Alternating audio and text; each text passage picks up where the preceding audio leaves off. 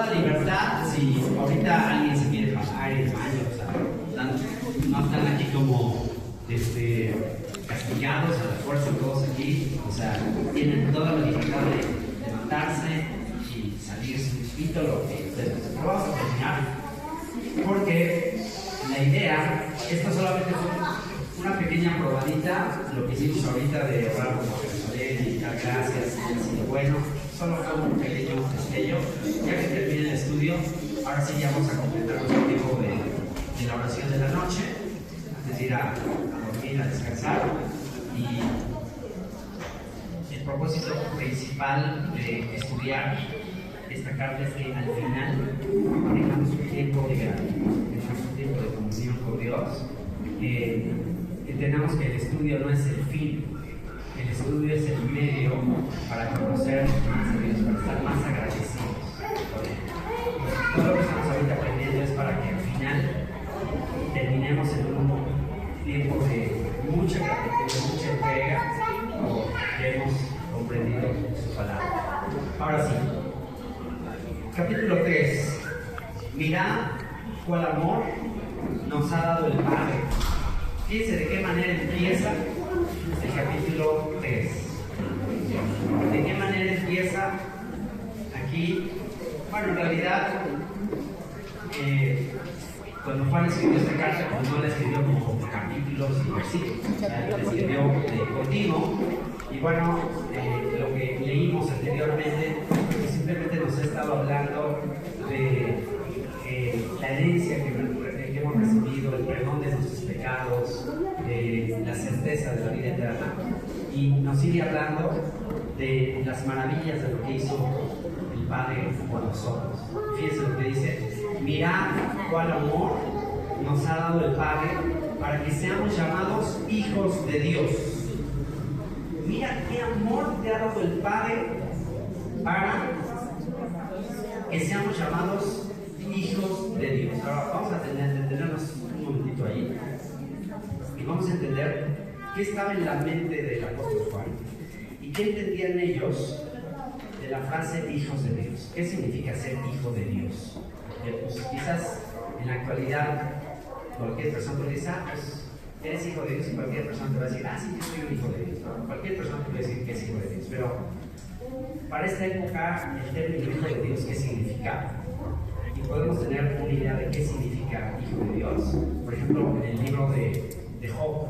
En el libro de Job dice que vinieron los hijos de Dios a presentarse delante de Dios, entre los cuales estaba Satanás.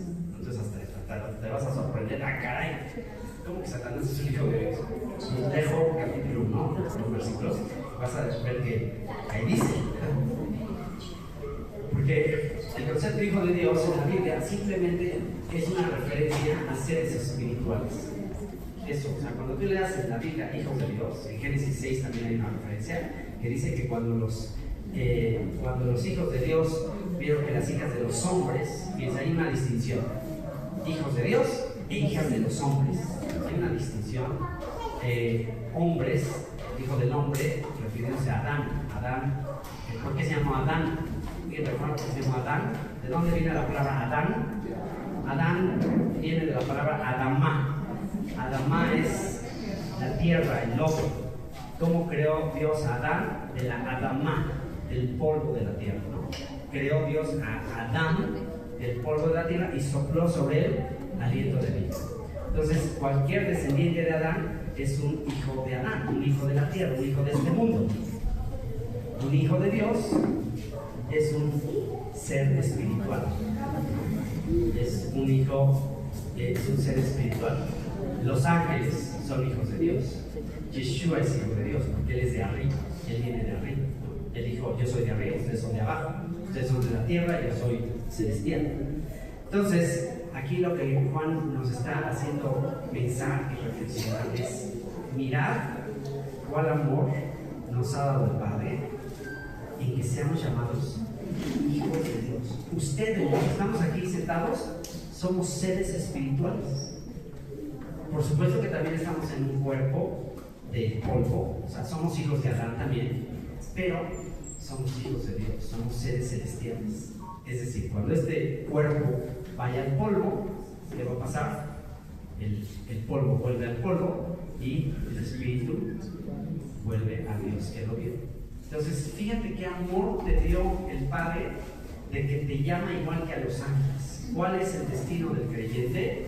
¿Qué va a pasar en la resurrección de los muertos? ¿Qué Yeshua dijo que iba a pasar en la resurrección de los muertos? Seremos semejantes a los ángeles. Entonces, mira qué amor te dio el Padre de que siendo terrenal, siendo carnal, siendo de este mundo, Dios te ha dado un destino espiritual eterno. Vivirás con Él por toda la eternidad en el ámbito espiritual. ¿Qué te parece? Tu destino no, tu futuro no está aquí. Por eso es un desperdicio vivir solo para este mundo que es temporal, es pasajero, se ve muy rápido. Tenemos que estar planeando no para lo terrenal. Por eso dice, poner la mira no en las cosas terrenales, sino en las cosas celestiales, de donde vendrá el Señor. Pues mirad cuál amor nos ha dado el Padre para que seamos llamados hijos de Dios, seres espirituales. Por esto el mundo no nos conoce, por eso no nos entiende. Porque si los intereses del mundo son los deseos de la carne, los deseos de los ojos, la vanagloria, si eso es lo que el mundo persigue y tú dices, no, eso no me interesa, no me interesa eso. Por supuesto tenemos que comer, tenemos que ver, tenemos que también vivir, pero no vivimos persiguiendo fama, riqueza, gloria, ¿no? Por eso esas canciones de Señor, que el mundo pase y sus deseos, pero yo anhelo tu reino por sobre todas las cosas. Al final les voy a poner una canción sobre este tema. Mirad cuál amor nos ha dado el Padre para que seamos llamados hijos de Dios. Por eso el mundo no nos conoce, no nos entiende, porque no le conoció a Él. Por eso fue despreciado, por eso fue desechado. Amados, ahora somos hijos. Y fíjate lo que dice, está interesante. No dice, amados serán hijos de Dios. No dice eso. Dice, amados, ¿qué dice? Ahora somos hijos. En este momento ya eres un ser angelical, ya eres un ser celestial. Ahora, en este momento. Dice, y aún no se ha manifestado lo que hemos de ser. O sea, todavía estamos aquí en este cuerpo, todavía te ves en el espejo y dices, no me gusta tan angelical que digamos. Pero espérate tantito, o sea, vas a llegar a ser, todavía estás en un proceso, es como una oruga que se va a convertir en mariposa, todavía te ves como oruga, y ya vas a ser mariposa. De verdad vas a ser mariposa. Dice, aún no se ha manifestado lo que hemos de ser, pero sabemos, ¿y cuándo? Entonces, ¿cuándo se va a dar? ¿Cuándo seremos como mariposa? Sabemos que cuando Él se manifieste, cuando retorne, una de dos, o cuando Él retorne o cuando yo me adelante, pues ya cuando me toque, pues entonces ya me convierto en mariposa. O cuando Él regrese, seremos semejantes a Él, porque le veremos tal como Él es. Y todo aquel, y este versículo es clave, subráyalo, recuérdalo, memorízalo. Todo el que tiene esta esperanza en Él se purifica a sí mismo, así como Él es. ¿Quieres purificarte? ¿Quieres tener un carácter? ¿Quieres que siempre estés en una actitud de mejorarte, de ser más espiritual, de buscarte? Pon tu esperanza en ser esa mariposa.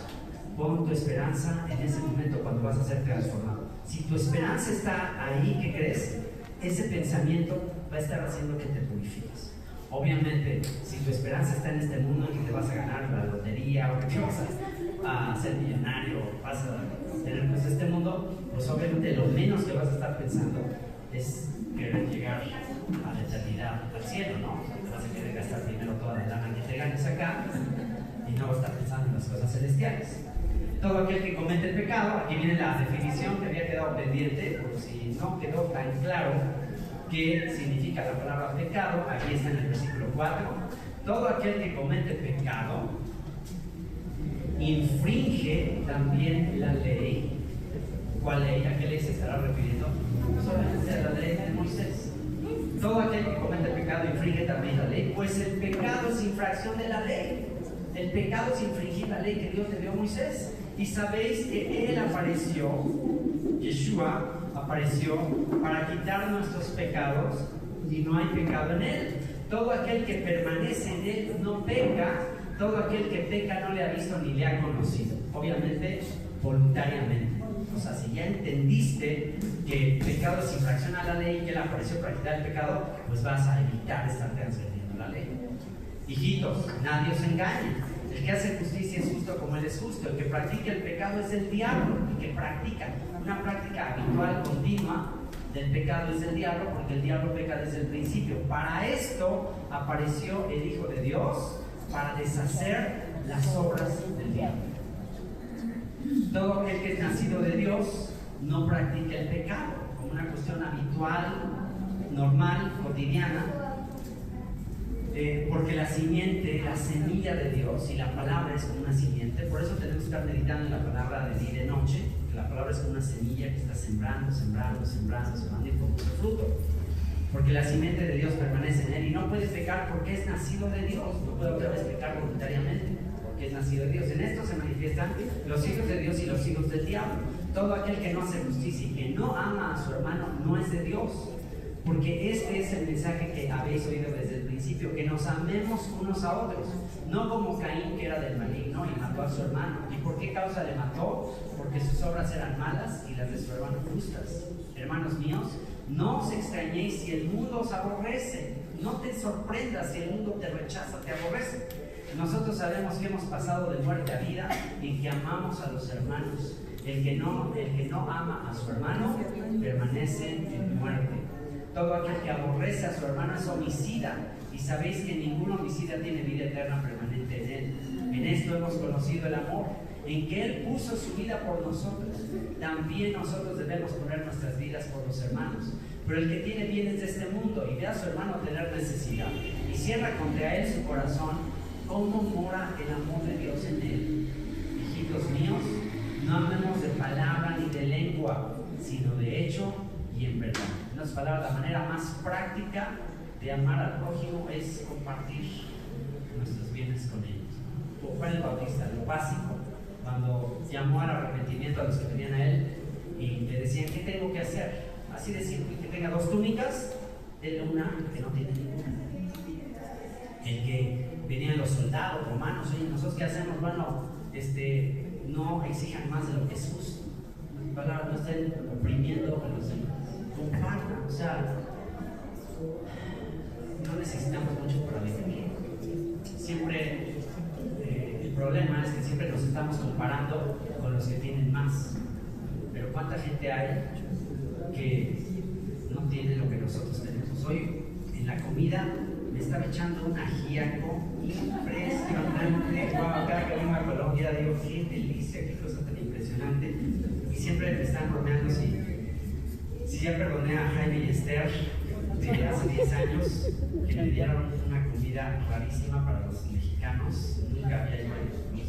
Nunca se me había ocurrido que había un lugar donde mezclaban huevo con leche.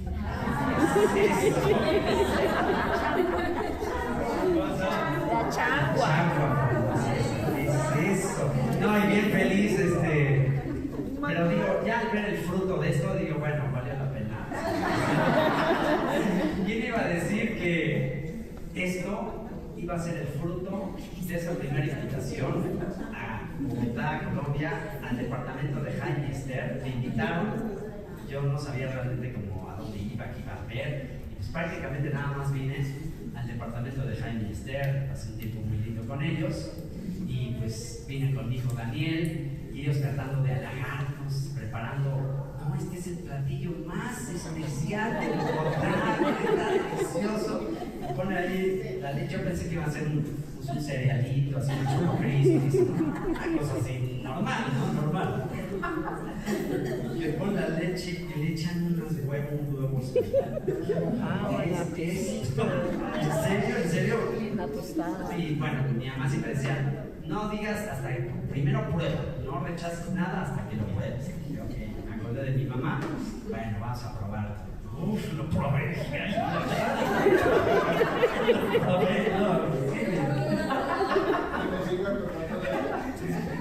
Y mi hijo Daniel también lo probó y los dos nada más nos miramos y ¿qué es esto? Pero bueno, ya pasó. Yo siempre. ¿Pero qué le gustó? Pero hoy con el ajiaco y probando eso, y entonces Jaime bromeando siempre dice, oye, ya nos perdonaron ya nos perdonaron de eso. Y le dije, mira, la verdad es que hace poco pensé en ese platillo, hace un par de semanas estábamos viendo un documental de National Geographic, se lo recomiendo, creo que se llama Solo contra el Mundo. Es un documental de un experto en supervivencia que se va hacia los lugares más recónditos del mundo a tratar de sobrevivir, ¿no? Dice, exacto, en Stanford, y entonces se va con alguna tribu que sobrevive en unos lugares recónditos, y entonces la prueba es que él aprenda cómo sobrevivir como ellos. Entonces ahí me acordé de la famosa chagua. Le dije, no, esa chagua, échenme la chagua, estaba buenísima. No, hombre, ahí este hombre con esa tribu en un desierto en África, y es una tribu literal que viven de sus vacas, pero no creo que se comen a sus vacas, sino que se alimentan de la sangre de las vacas. Ese es su alimento de todos los días. Así le hacen un agujero en la yugular, así con una flechita, sale el chorrito de sangre, un vasito, y esa se le echan todas las mañanas. Ese es su alimento. Y luego mezclan la sangre con leche. Sangre con leche. Wow,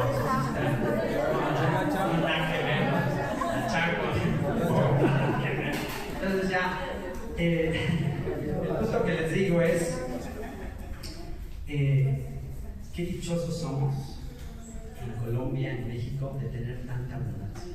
Tanta comida impresionante, increíble, hasta ese platillo está riquísimo. Comparado con gente en tribus que, o sea, literal cada día es una lucha por sobrevivir, y no seguir comiendo.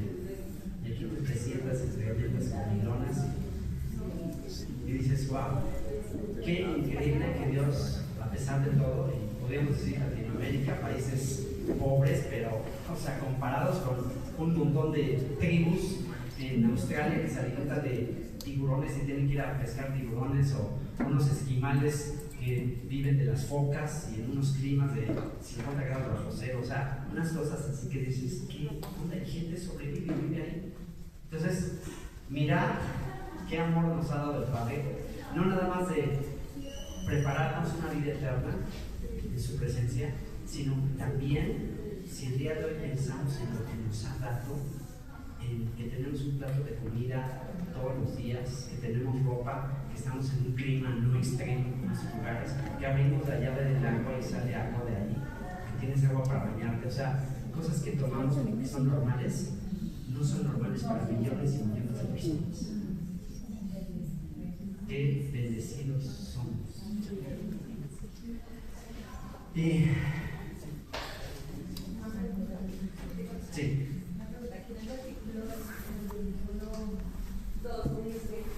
No como Caín, que era del maligno y mató a su hermano. Porque dice que Caín era del maligno, si eran un... ¿Por qué? Claro, buena pregunta. No sé si te refieres, porque hay por ahí algunos estudios, algunos comentarios que literalmente Caín fue un hijo del maligno, la serpiente. ¿Han visto por ahí esos estudios? Bueno, es un poco difícil sostener eso.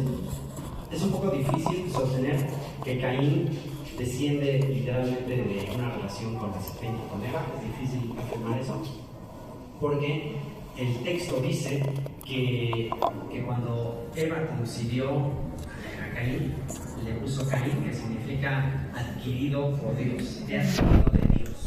Entonces, como que el texto implica que fue adquirido por Dios, o sea, que no fue como del maligno. Entonces, sé que algunos comentan esto y este podría ser, pero al decir del maligno, era del maligno no tanto como en que nació del maligno, sino que su naturaleza, su inclinación, o sea, él decidió seguir el camino del maligno.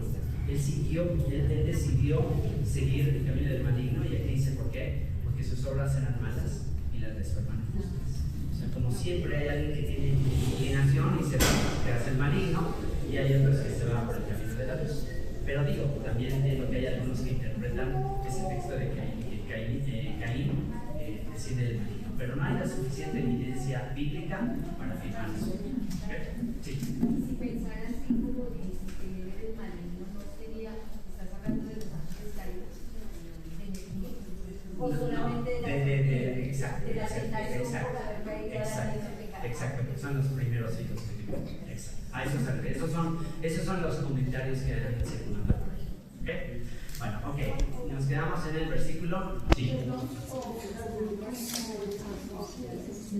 Exacto, como Judas. Exacto. Judas también podríamos decir que es el maligno, porque fue engañado por el diablo. De hecho, dice el texto que Satanás entró en él. Así dice que Satanás entró en él y por eso ya fue a vender a Yeshua. Exacto. Ok, entonces dice: nosotros sabemos que hemos pasado de muerte a vida, en que amamos a los hermanos. El que no ama a su hermano permanece en muerte. Todo aquel que aborrece a su hermano es homicida, y sabéis que ningún homicida tiene vida eterna permanente en él. En esto hemos conocido el amor, en que Él puso su vida por nosotros. También nosotros debemos poner nuestras vidas por los hermanos. Pero el que tiene bienes de este mundo y ve a su hermano tener necesidad y hiciera confiar su corazón, cómo mora el amor de Dios en él. Y más ahorita que por eso les comenté por este versículo, todo lo que tenemos, todos tenemos algo que compartir con los demás. Y más pensando en esto que les digo, cuántas tribus están totalmente en la escasez, que cumplamos esto que dice: hijitos míos, no amamos de palabra ni de lengua, sino de hecho y en verdad, ¿no?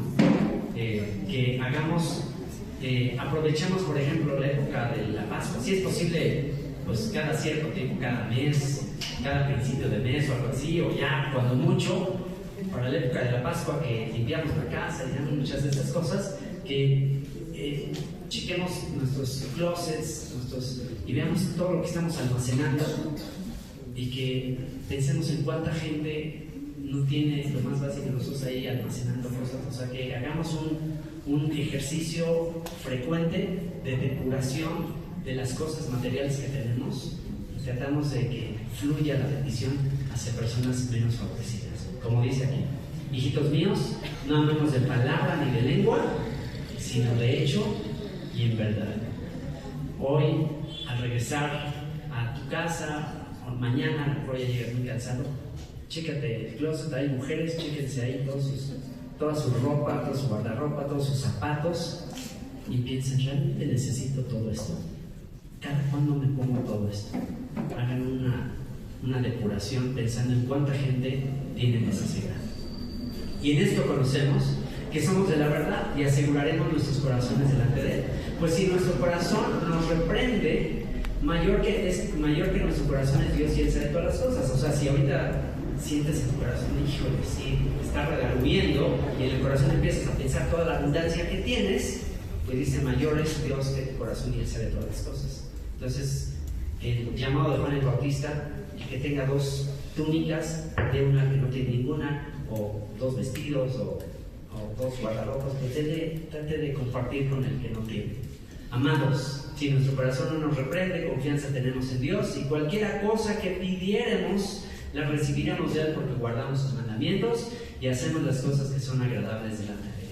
Y este es su mandamiento: que creamos en el nombre de su Hijo Jesucristo, Yeshua el Mesías, y nos amemos unos a otros como nos lo ha mandado. Así de simple. Estos mandamientos: creen en el nombre de Yeshua y ámense unos a otros. Así de simple. Así de simple. Sí. O sea que a veces se le puede sumar, pues yo creo que todos hemos pasado por esta gran pregunta de que quizás la gran mayoría de humanos hemos pasado por la pregunta de, pues, ¿por qué ese desequilibrio de la riqueza y la pobreza? Porque unos tanto, otros más o menos, otros poquito. Y pues en la cultura en la que pues, yo habito y vivo en esta tierra, ahí podría de alguna manera la naturaleza de Dios expandirse en eso que nosotros como humanos creemos desigual, pero que al dar esa túnica al otro se podría como transversal el Espíritu de Dios moverse y no pensar desde la propia autonomía. O sea, no está mal pensar en el pobre, no está mal pensar en decir: vamos a subsidiar a esta persona, vamos a regalarle este mercado, porque pues si yo, ¿cómo es que dice esa palabra que dice? De gracia es recibido y de gracia doy? Hay ahí se estaría equilibrando de alguna manera esa gran pregunta de por qué todo es igual, porque tal vez es el humano que ha querido hacer esa desigualdad y no Dios. Había un sistema de equilibrio social en Israel, en la ley que Dios le dio a Moisés, y era el sistema del año del jubileo, ¿no? O sea, de hecho había varios mandamientos en la ley para equilibrar las cosas.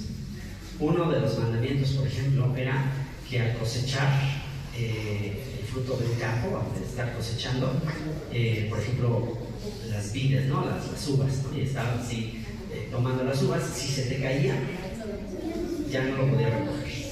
O sea, cualquier cosa que se te caía ya no lo podías recoger, lo tenías que dejar ahí para los pobres, para los desvalidos, ¿no? Como Ruth, exacto. Entonces, todo lo que caía era para los pobres. También otra cosa que se hacía era que cada 6 años se dejaba descansar la tierra y era también un tiempo para compartir con todos. Y luego cada 50 años ahí ya se cancelaban todas las deudas.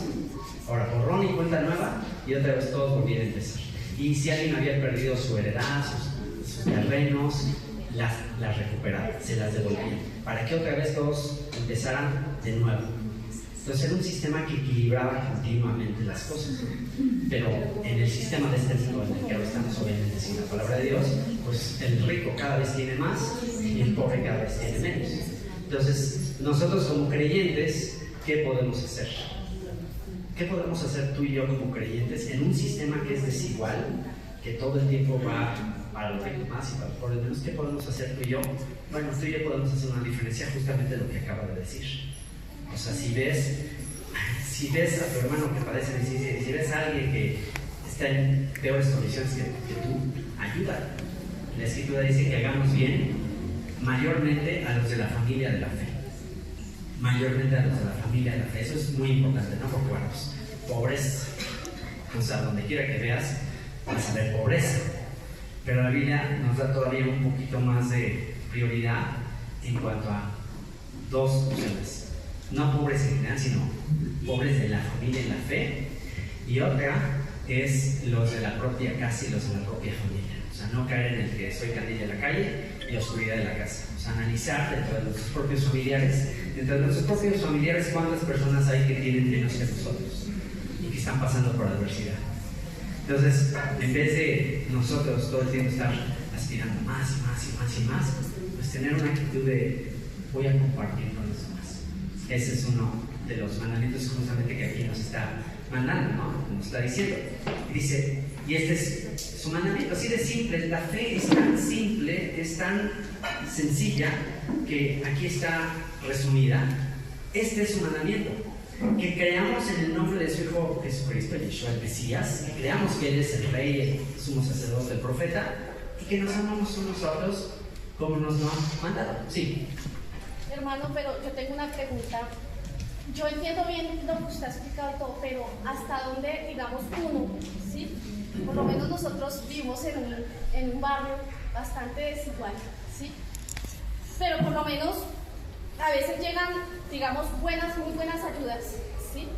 Y cuando llegan estas ayudas, su merced ve que van y acaparan y cogen, y entre más cogen, pues mucho mejor. Pero luego al fin de semana usted los ve tomándose la plata que de pronto podían haber gastado sus hijos. Entonces uno dice, bueno, ¿hasta dónde yo tengo que ayudar? Y no me voy a volver alcahuete de esta situación, porque es que yo también me han dicho demasiado, porque yo de verdad soy muy jodida a quien yo le doy ayuda, porque yo he entendido que uno no debe echarle tampoco las perlas a los cerdos. Eso también está en el conocimiento y todas las cosas, ¿no? Pero entonces, sí, pero entonces no, a veces no, porque es que la gente le dice a uno, ay, pero usted dice ser cristiana y mírela tan egoísta y mírela tan... No es por eso. No. Okay. Ahí es donde entra el discernimiento. Porque también está escrito el que no trabaja y que no come, ¿no? Entonces, si alguien nada más está beneficiando, y eso pasó en tiempos bíblicos, que había algunos que estaban desordenando, que si trabajaban diciendo, denme, ¿no? Y entonces es cuando justo el apóstol Pablo tiene que poner orden y decir, no, o sea, solamente van a ayudar a la que es viuda realmente, que no tiene nadie más que le ayude. Si tiene familia, que le ayuden los de su familia, así dice, a los viudas, a los huérfanos, a los verdaderamente desvalidos, a los verdaderamente que nos conste que están trabajando, que están luchando, a los que verdaderamente, y eso les aseguro que Dios nos va a dar. O sea, no se trata de nada más estar ahí repartiendo, o sea, no es comunismo, no es como, vamos a repartirlos para conseguir votos, no se trata de eso. Sí, o sea, se trata de que seamos sabios, que pidamos dirección divina, y básicamente de lo que se trata es de no ser egoísta y de ver por las necesidades de los más desvalidos, de los más débiles. Eso es lo que...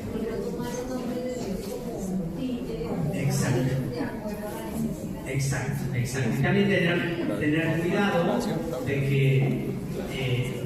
que no cambie el corazón de que alguien entonces empiece casi a buscarlo solo por eso. O sea, tenemos que tener mucho discernimiento de que no vean a Dios simplemente como el genio de la lámpara maravilloso. Entonces dice, y este es un mandamiento, que creamos en el nombre de su Hijo Jesucristo y nos amemos unos a otros como nos lo ha mandado, y el que guarda sus mandamientos permanece en Dios y Dios en él, y en esto sabemos que él permanece en nosotros por el Espíritu que nos ha dado. Amados, no creáis a todo espíritu, sino probad los espíritus si son de Dios, porque muchos falsos profetas han salido por el mundo.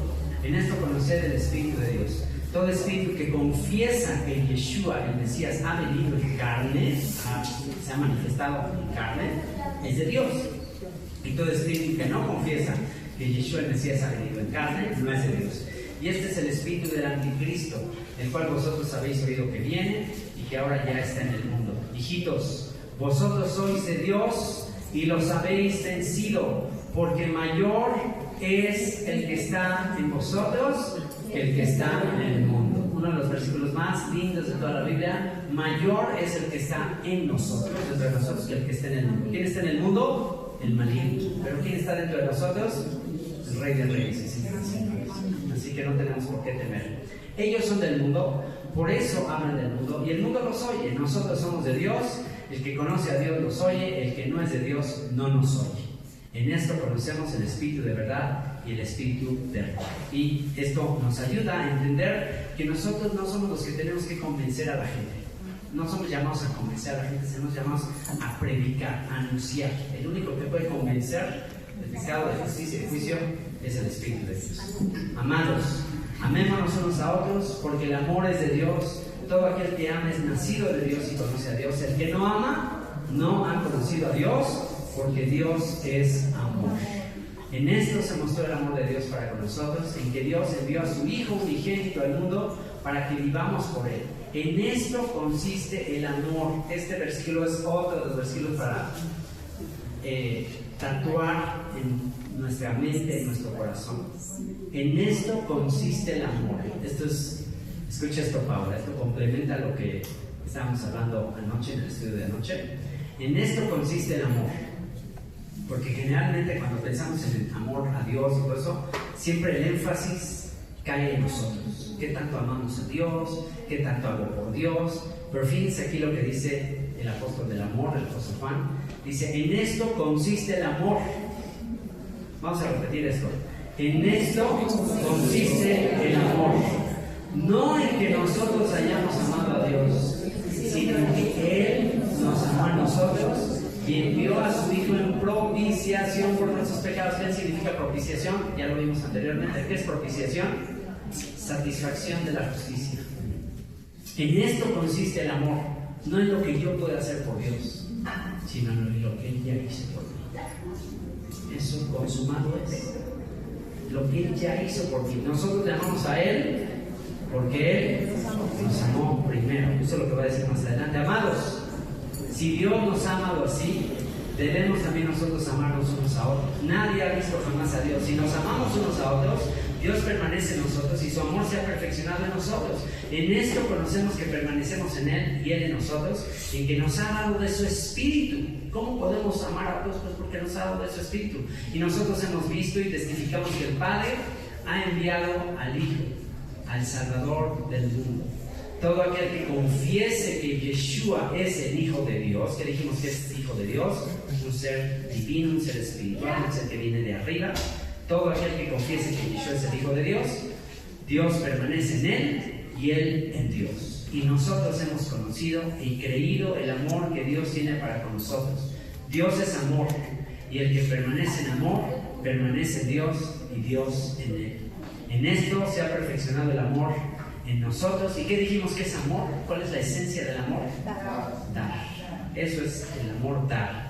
En esto se ha perfeccionado el amor en nosotros, para que tengamos confianza en el día del juicio, pues como Él es, así somos nosotros en este mundo. Así como Él vino a amar, a dar, así somos nosotros sus representantes en este mundo. En el amor no hay temor, sino que el perfecto amor echa fuera el temor, porque el temor lleva en sí castigo, de donde el que teme no ha sido perfeccionado en el amor. ¿Por qué alguien teme? Porque basa su amor en su imperfección, y nuestro amor, pues, nuestro amor es imperfecto, nuestro amor está enfermo, pero el amor de Él es perfecto. Nosotros le amamos a Él, ¿por qué? Porque Él nos amó primero. Ese recuerdo de siempre. Nosotros le amamos a Él porque Él nos amó primero. Él es el autor, Él es el consumador. Él es el que comenzó la obra y Él es el que la va a concluir. Si alguno dice yo amo a Dios y aborrece a su hermano, es mentiroso, pues el que no ama a su hermano a quien ha visto, ¿cómo puede amar a Dios a quien no ha visto? Y nosotros tenemos este mandamiento de Él: el que ama a Dios, ame también a su hermano. Vamos a concluir: todo aquel que cree que Yeshua, y aquí viene el cierre. Prepárate para el cierre. Ya una vez que cerremos con este capítulo, entonces te aseguro que nos vamos a ir de aquí como flotando. Nos vamos a ir de este lugar flotando. ¿Por qué? Porque entonces ya nuestra expectativa, nuestro enfoque no va a estar en nosotros mismos. Nuestro enfoque va a estar en Él. Y si nuestro enfoque está en Él, podemos salir de aquí flotando. Todo aquel que cree que Yeshua es el Mesías, el Rey, el sumo sacerdote que pagó por nuestros pecados, el profeta que nos trae la palabra de Dios, todo aquel que cree que Él es el Mesías, que dice, es nacido de Dios. Levanten la mano los que han nacido de Dios. Y si hemos nacido de Dios, ¿qué crees? Tenemos vida. Y estaremos en su presencia para siempre. No nacimos, y aquí viene otra cosa. Si somos nacidos de Dios, ¿qué quiere decir? Que tú y yo no nacimos por voluntad de carne y sangre. Tú y yo no nacimos por un accidente, o porque se le chispoteó a nuestros papás, o porque fue un embarazo no deseado. O sea, olvídate, borra de tu memoria para siempre, porque hay muchos traumas. Hay muchos traumas aún de personas que hay traumas de la infancia, de decir, no, es que yo fui una persona no deseada, yo siempre fui rechazada, y mi mamá no me quería, mi papá no me quería. Y hay muchos traumas de la infancia pensando en que fuimos personas no deseadas. Hoy borra de tu mente eso, porque tú, con amor eterno, fuiste amado y amado. Tú y yo fuimos amados con amor eterno. Tú y yo, nuestra vida fue planeada desde antes de la fundación del mundo. Y si quizás a través de una relación o una familia disfuncional o algo feo, no de color de rosas, o sea, porque no todas las historias que hay aquí vienen de una película de Walt Disney, ¿no? Que vivieron muy felices, vivieron todo fue ese color de rosas, o sea, eso solo sucede en las películas. Pero la mayoría de nosotros venimos de historias no tan agradables que digamos, familias disfuncionales o muchos problemas, pero lo que quiero que recordemos es que tú y yo no nacimos por voluntad de nuestros papás. Tú y yo nacimos por voluntad de Dios. Tú y yo teníamos que nacer. Y el haber sido engendrados simplemente fue la primera etapa de que este cuerpo se formara.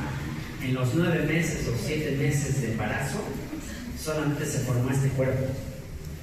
Pero ya que estamos afuera, en los 50, 60, 70 años que dice la escritura que son la vida de los días del hombre, 80 en los más robustos, ¿para qué sirven estos 50, 60, 70, 80 o los que vayamos a vivir, ¿para qué sirven estos años que vivimos fuera del vientre de la mamá? ¿Sabes para qué? Para formar en nosotros ese carácter espiritual que nos llevará a la eternidad.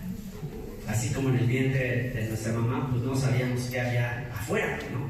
Estábamos aquí en el vientre de nuestra madre y solo había pura agua y oscuridad y oíamos voces por allá y decíamos, ¿qué pasará allá? ¿Quién sabe qué hay allá afuera? Y a lo mejor habíamos pleitos y peleas y no queríamos salir, no, ay, todo allá afuera o no, quién sabe qué queríamos, pero no sabíamos, era un misterio que había allá afuera. Y salimos a este mundo y wow, nos sorprendimos y ahí empezamos nuestro caminar. Ahora ya no son 9 meses, ahora son 70 años o los que sean, en los que es un misterio que hay al salir de ese cuerpo. Entonces en el vientre se formó este cuerpo y en este mundo se está formando el alma que llevamos dentro. Y una vez que ese cuerpo vuelva al polvo, ¿qué va a pasar? Esa alma irá con Dios, a su presencia, y entonces seremos conocidos como Él nos conoció. Entonces seremos semejantes a Él porque le veremos tal como Él es. Y dice, todo aquel que cree que Yeshua es el Mesías es nacido de Dios. Y todo aquel que ama al que engendró, ama también al que ha sido engendrado por Él. En esto conocemos que amamos a los hijos de Dios, cuando amamos a Dios y guardamos sus mandamientos.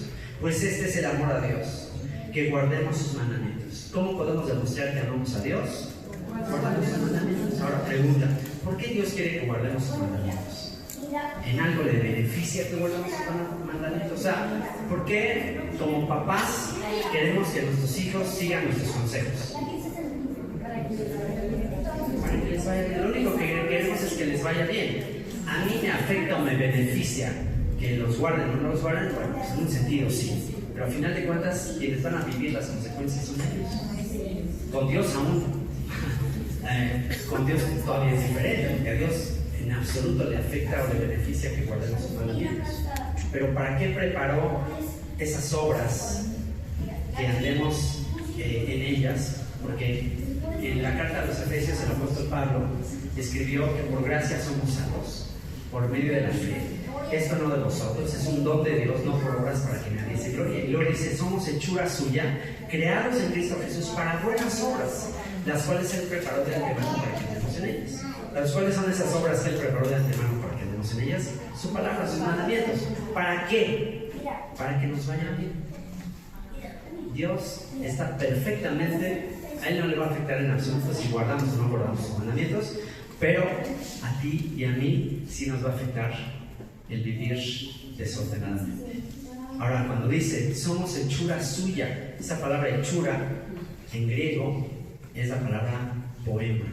Tú y yo somos un poema de Él, somos una obra de arte.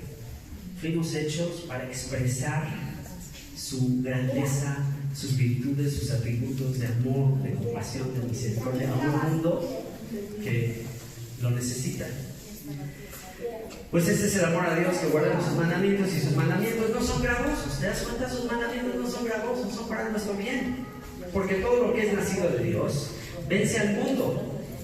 Y esta es la victoria que ha vencido al mundo: nuestra fe, nuestra fidelidad, nuestra lealtad a sus mandamientos. Eso es lo que nos va a hacer vencer el mundo. ¿Qué mundo? Este cosmos, este orden de codicia, de piensa mal y acertarás, de que divide y vencerás, de este mundo de que es una jungla. ¿Cómo vas a vencer este mundo? Guardando sus mandamientos, amando al prójimo, dando tu vida por los demás. Vas a vencer al mundo. Imagínate una fe que venció al mismísimo Imperio Romano. O sea, ¿puedes creer que la fe de ese judío que crucificaron ahí en Jerusalén, en una provincia ahí alejada de Roma, olvidada, y crucifican ahí para lo que Roma era alguien totalmente insignificante, y lo crucifican ahí, lo humillan, se burlan de él? Ese es el rey de los judíos. ¿Quién iba a creer que el mensaje de ese humillado ahí en una cruz del cual los romanos se reían, ¿quién iba a creer que después el mismísimo Imperio Romano iba a convertirse con todas sus finanzas en el promotor de ese crucificado? O sea, ¿quién iba a creer que ese mensaje de amor, de humillación, iba a conquistar a sus enemigos?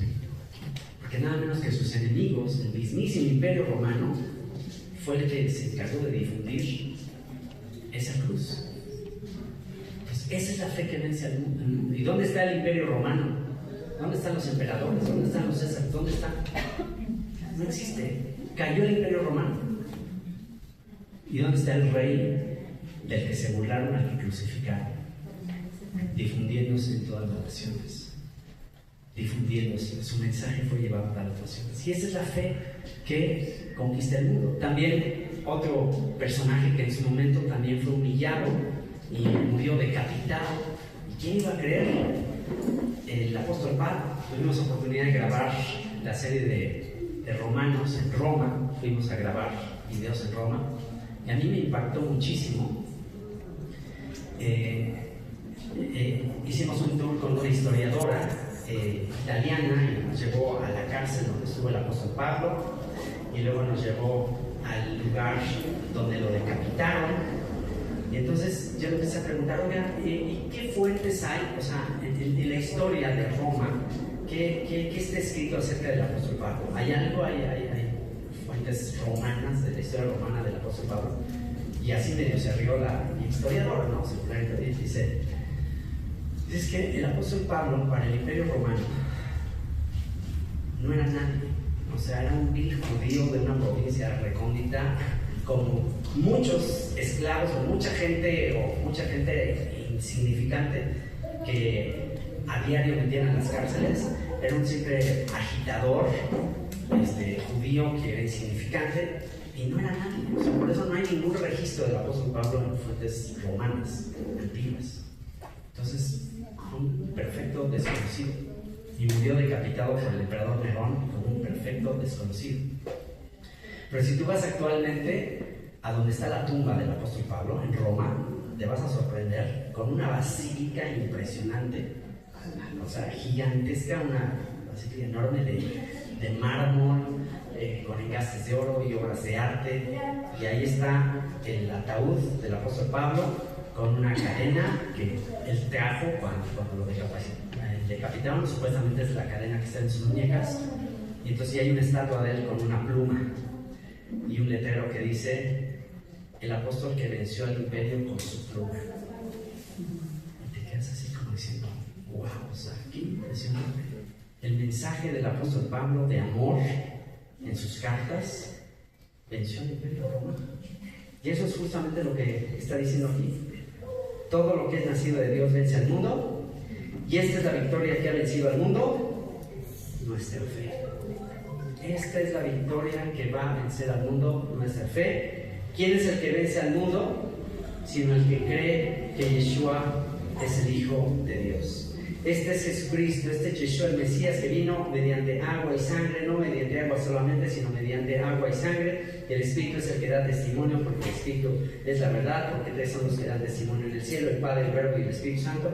Y estos tres son uno, y tres son los que dan testimonio en la tierra: el Espíritu, el agua y la sangre, y estos tres concuerdan. Y bueno, pues este versículo muchas veces antes en otros comentarios lo había comentado. Y este versículo 7 se conoce como la coma juanina,